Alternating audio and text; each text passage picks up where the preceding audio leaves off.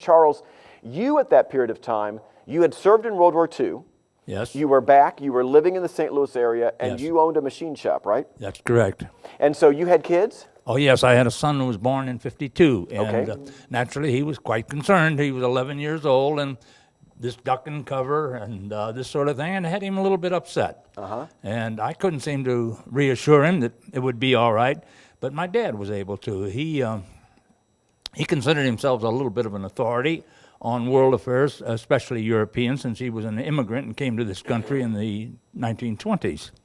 And he assured us both, really, that Khrushchev was really playing politics, saber rattling, and that nothing was going to come of it because Khrushchev was a Soviet general under Stalin, and he knew what war meant. He was in it.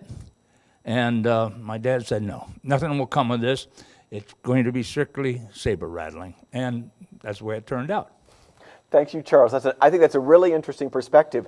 We've had a variety of different perspectives. I think it's a really interesting one to hear because it did turn out to be a great deal of saber rattling.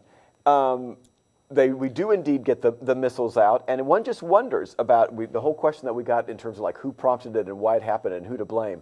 It's a very interesting moment in time, and I think you've got to think about this moment in history and then thinking about other moments in history, and as you look at what's happening in the world today, think about motives and why certain things are happening and all of that.